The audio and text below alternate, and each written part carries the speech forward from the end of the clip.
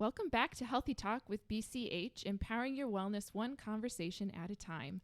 I'm your host, Rachel Mann, and today we have a topic that's both interesting and relevant for many of us, the choice between a family practice physician and an OBGYN for your healthcare needs.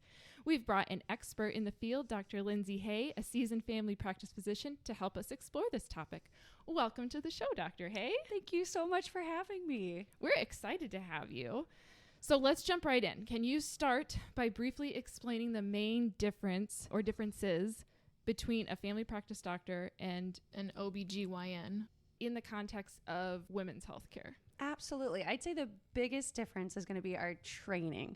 So an obstetrician, gynecologist, the important part there is the gynecology part. They are trained surgeons. So they do extra training during their residency after medical school to learn to do surgery specific for gynecologic issues.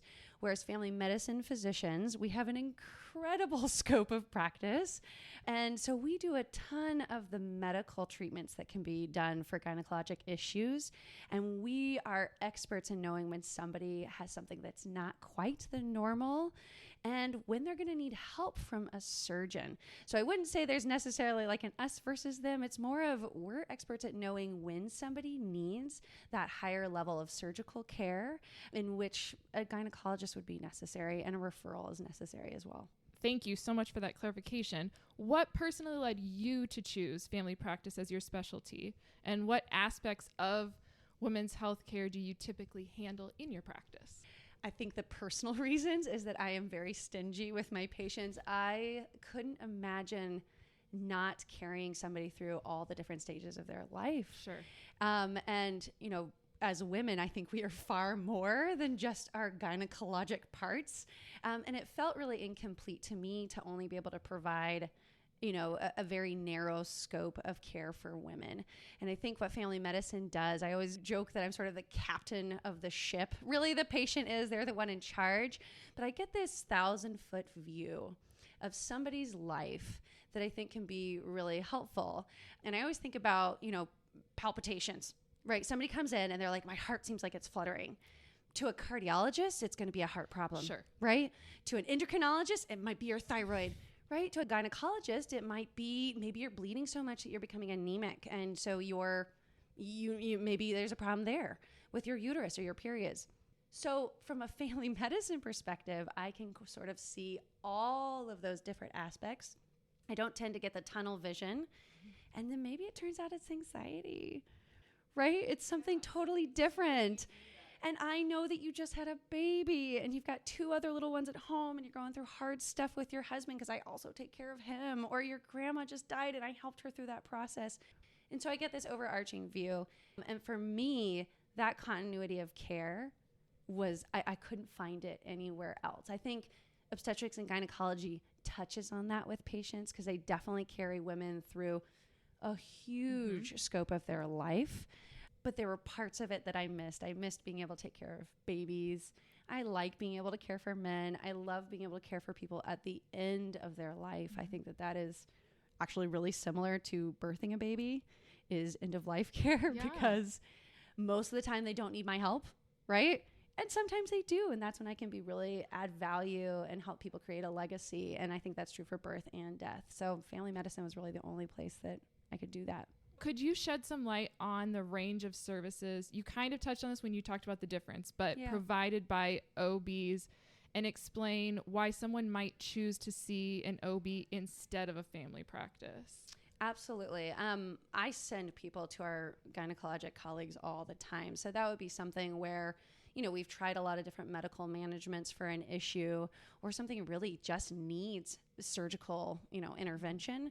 So I do not provide hysterectomies or, tubal ligations outside of, being immediately pregnant, like during a C-section, those sorts of things. So I'll send people over there.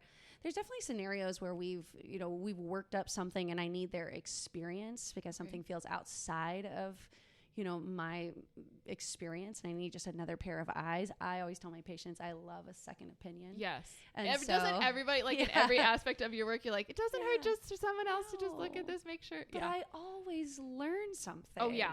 And my patients feel like they're getting really good comprehensive care. And then obviously things that we're getting into the realm of, cancers, cervical cancer, ovarian cancer, those sorts of things. That's a special kind of gynecologist called a gyne-oncologist. There's pelvic floor issues where we do all sorts of, physical therapy and whatnot, and they still really struggle with incontinence. We have some fantastic urogynecologists and gynecologists that will do pelvic surgeries for that so that people are not struggling with incontinence. So there's definitely scenarios where I'm going to need help. I think the big difference is that it's a finite relationship for a lot of people. They'll go to gynecology, they deal with that issue. Maybe it works, maybe it doesn't.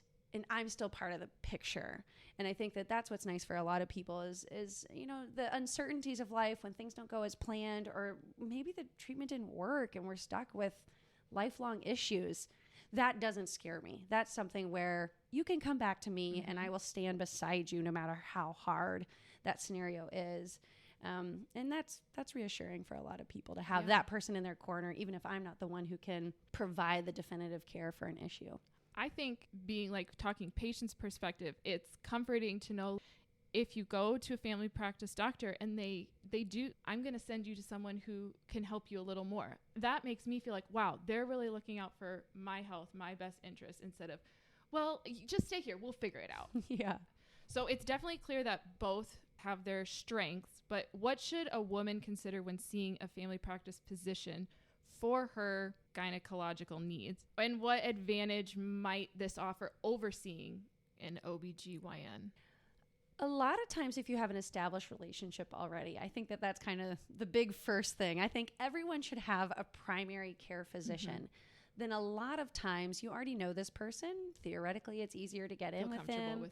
And then we can decide if it really is worth, in a lot of scenarios, going across to another town, travel to see a gynecologist for an issue. And there are scenarios in which I can help decide how quickly we need to get to them. For example, I had a patient who came in and she thought she had a rash. When I looked at the rash, I realized, no, it's actually much more than that. You've got a small mass that's there. So I am able to get her in a 2-day time period, biopsy the mass, figure out, is gynecology the right answer versus does she actually need a gyne-oncologist, which would be a totally different referral. So I might be able to speed up that process of finding the correct next doctor. And sometimes that's gynecology and sometimes it's gyne-oncology, which are in totally different cities. And so I feel that I can speed up the diagnostic process for somebody, and I can also provide a home for when you don't hear from the specialist. You're like, it's been 2 weeks. Nobody's called me. We have systems in place to make sure the referrals go through, make sure you're getting follow-up, make sure when it's all over, we have a plan for monitoring. So those scenarios, I think, work better when you have a medical home, which is the point of having a primary care physician, because we never plan to have anything come up. Theoretically, we are all invincible. Nothing bad is ever going to happen. And that is the point of both prevention and having a home, so that if something does come up that feels really, scary or unknown, we are there to help figure out what that next step is. Yes. Well, that's a definitely compelling reason to find your family physician and then go elsewhere if needed. But in rural areas like Boone, or maybe underserved areas, family practice physicians often served as their primary healthcare providers for women. So can you discuss the importance of a family practice physicians in these settings, like in Boone? Absolutely. My experience has been, for most obstetric practices, when you're doing just obstetric care, you need a really high volume to continue to keep those physicians there. What ends up happening is you develop these obstetric deserts, is sort of the term that's been created for that, where you try to get all the patients to come to one place to keep the number of patients delivering at your hospital high enough. And then you end up creating scenarios where patients have to drive really far to get their care. And for some patients, especially patients that are struggling with poverty or, chaos in their homes, addiction, lots of medical problems, traveling an hour and a half is not feasible. And those patients miss out on what we know is most important for a safe pregnancy, which is really quality prenatal care. Mm-hmm. And in my world, since prevention is sort of a family medicine expertise, I love being able to provide preconception counseling, which doesn't happen if you have to drive an hour and a half to see somebody. Sure. So family medicines, physicians, because we can see an entire spectrum, we can go into these little tiny places and provide care even when the volume is low, which is the example here. We deliver about 90 to 100 patients a year, and we can support that because we care for the entire spectrum, including inpatient medicine, adults, children. And that allows us to help create a scenario where patients sometimes still have to travel far, but not as far, or even just deliver in their own community, which is unique for a lot of rural areas. Yeah, I know, living in Boone all my life, it's so convenient having doctors here and a hospital here that I don't have to go anywhere. I used to work in Ames, and when you go there every day, it's not that big of a deal. But now it's like a trek to get to Ames. I mean, and it's 20 minutes away, but if I don't have to, I'd much rather get what I need in Boone. Yeah. And especially as people get older, that gets harder. And like I said, Yes. poverty, little kids, trying to make it to the 3:00 pickup time or preschool or 11:00 pickup time is complicated when you might only have 2 or 3 hours of childcare available. For sure. So speaking of challenges, what are some key challenges faced by family practice physicians when they're providing comprehensive women care? And how do you personally or your colleagues address these challenges? I think it's not unique to our clinic, but I do feel that we are all really good at reaching out for help. The biggest challenge is when I have a patient that really cannot access care that's only available in Des Moines or the University of Iowa. Okay. And I am acutely aware that that is absolutely what they need to get the best quality care for them. And that is a huge challenge. What has been so wonderful working here in Iowa, I moved here from Washington, and not that our specialists weren't willing to work with us, but the physicians here in Iowa are so understanding of the challenges that we face in rural medicine, allowing our patients to have that access when transportation may be an issue or money may be an issue. And I have had specialists willing to have me take pictures of things, FaceTime. I can describe a scenario to them, and they will help me figure out what those next steps are. Telemedicine has been huge. I've had, urologists and gynecologists who have been willing to do those sorts of things so that we can expedite the process and find ways of getting our patients places so that they can get the care that they really need. So that is a huge challenge, is just resources. And I think, too, personally, it's really hard to, be the only doctor for a person. And you want to make sure you don't miss something for them. You want to feel like they're getting the same quality care that they could get if they were somewhere where they had a ton of different specialists available. And so it's always keeping our eyes peeled for those rare things, those things that we don't want to miss, the life-threatening things that if we catch it early, we could provide better quality of life for somebody or prolonged life for somebody. So it puts a lot of pressure on us because we want to be all things for all the people. And I am one human that sometimes keeps us up at night. But it's also what we love, is we really become invested in our patients. I think you hear rural and you kind of think, oh, I need to go somewhere big. But like you said, the hospital has the specialty clinic where people come in, and you all have access to, like you said, sending a picture. That's awesome. What great relationships and care for our patients here. Could you share any patient stories or cases that stand out to you, highlighting unique contributions of family practice physicians in women's healthcare? Yeah, a story kind of stands out to me that I thought was pretty special. I had a young woman come to me, early 20s, and she was complaining of chronic pain. She had been in a car accident years ago and was really still struggling with a lot of back pain. I took a lot of time to kind of hear the whole story, what was really important to her, functionally, kind of where the problems were. And she kept coming back. I wasn't really making a lot of progress with her pain, and it started to reveal more and more that the pain was really interfering with her mental health, and she was struggling with a lot of anxiety. And she really began to trust me and was coming in quite frequently while we worked through different options to help with her pain. And it slowly came out that when she had first had this accident, she had gotten started on prescription pain meds like opiates. Oxycodone was what she had been using. And then when they ran out and people weren't giving them to her anymore, she started buying them off the streets, and it had developed into quite an addiction. And I was so honored that she trusted me enough to tell me that she was struggling with this, because of course it came with a ton of shame and questions about her own worth when she struggled with this addiction. It had caused her to lose a bunch of different jobs as she would kind of hide from the side effects of going through withdrawal from opiates from time to time, relationships, boyfriends, all of the things. And we came up with a really solid plan to provide both pain control and addiction management. We ended up using Suboxone. She also worked through quitting smoking, which was a really hard thing to do, because obviously for a lot of people that provides a coping medicine for dealing with anxiety. And there is nothing more anxiety provoking than admitting to another human that you have an addiction, you have a problem, and all of the baggage that sort of comes with dealing with maintaining sobriety.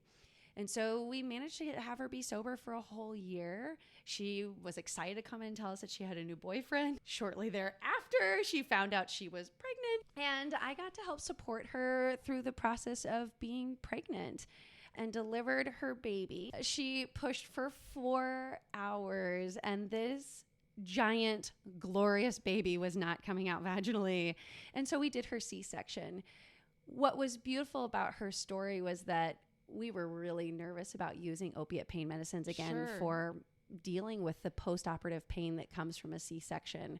Our team was able, because I had a lot of experience with addiction medicine, adjust her Suboxone doses, use things like gabapentin and other non-opiate medicines. So we didn't have to reintroduce opiate pain pills, which had been her trigger for years as she dealt with chronic pain from this car accident that she had had. And then we just wrapped around her as much as possible, saw her as many times as we could as we dealt with, again, triggers for using opiates, the intense stress of having a newborn. Yeah. Add that onto everything. Right. And so we took care of her and her baby, helped her figure out and navigate breastfeeding, because I saw her and her baby together at every visit once a week for what seemed like forever, and eventually met her boyfriend and became his doctor as well, and helped to provide, mental health care for both of them.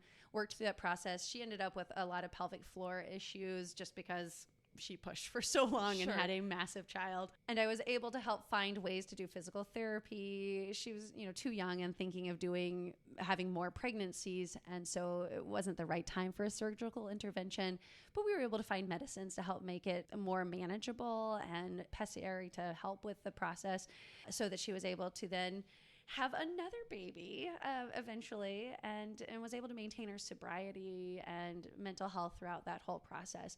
And so I do think that what is not unique to family medicine is the relationship. That's a human thing. And for as many different kinds of humans as there are out there, there's that many kinds of doctors. And the hope is always going to be that you find somebody you connect with and you trust. So for us, having that relationship, I do really think made a big difference in her parenting relationship, her eventual relationships.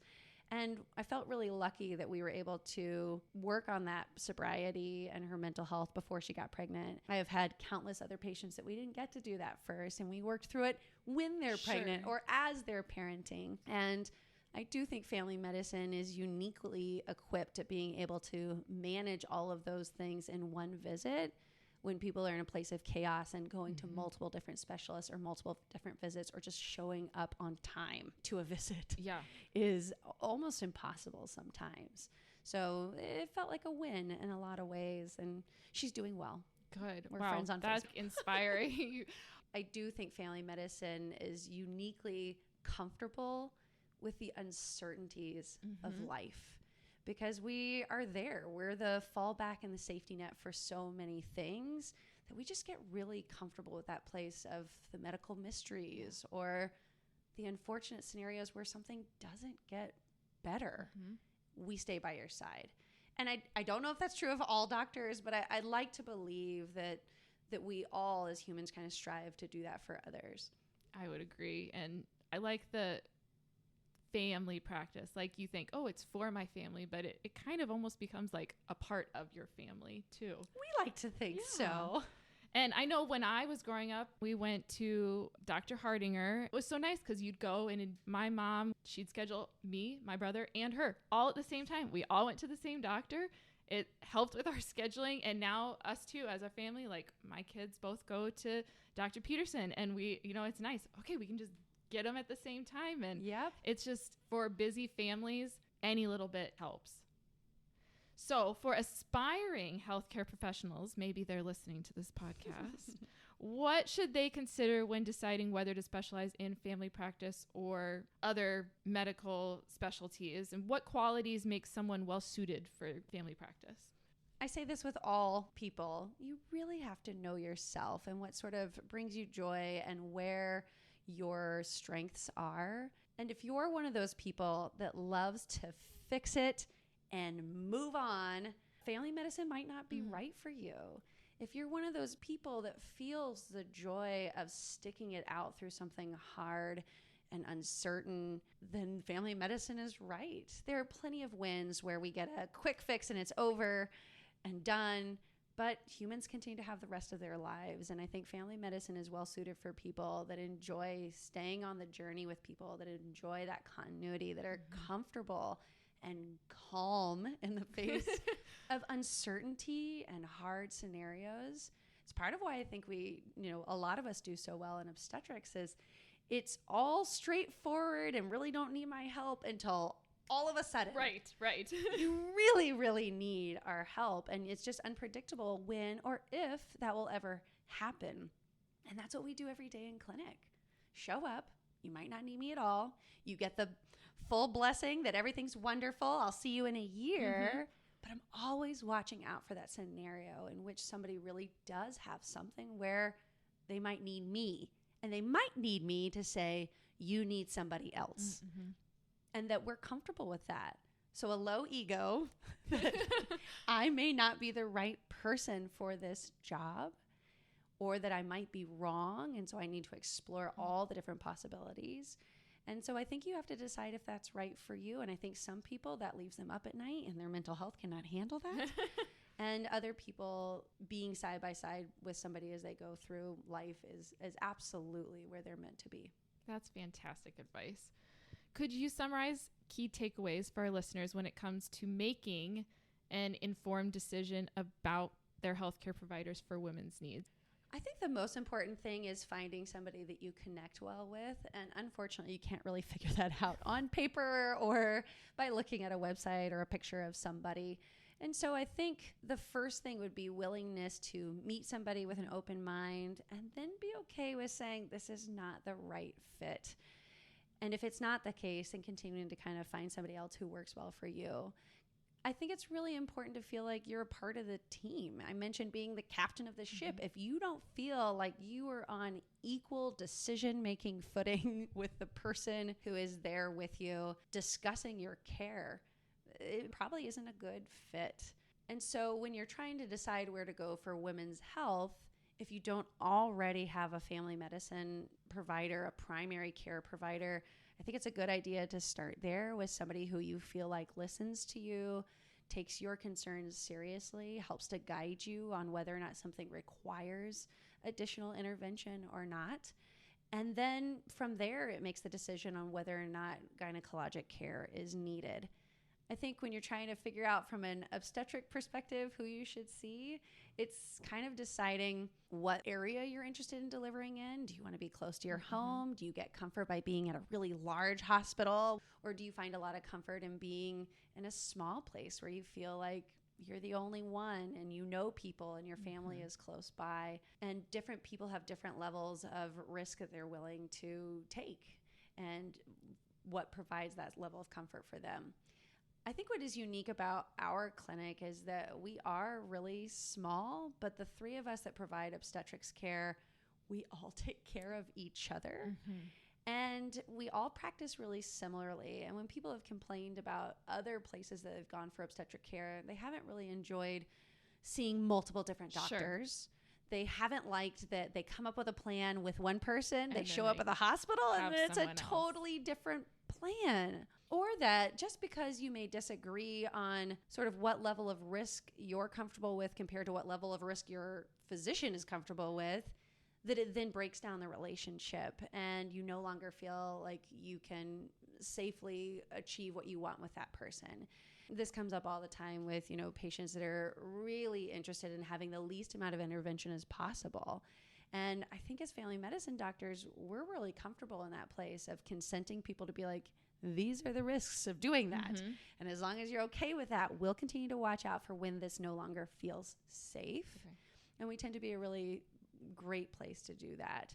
If you go to a gynecologist or obstetrician, sure, you're there for that. Right. And you also have a cold or a rash, you then need to go to your primary care physician or a walk-in clinic or another visit somewhere else to manage those things.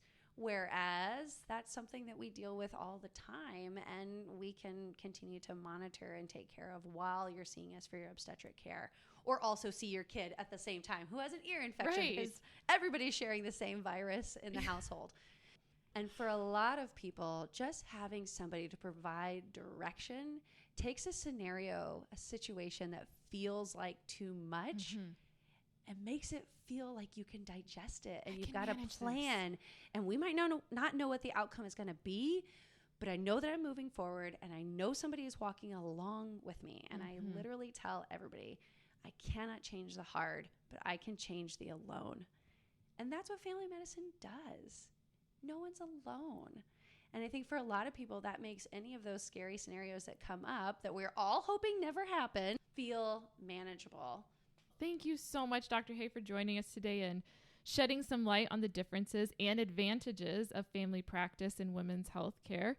It has been a wonderful conversation. Yeah, thank you so much for having me. Clearly, this is my favorite topic.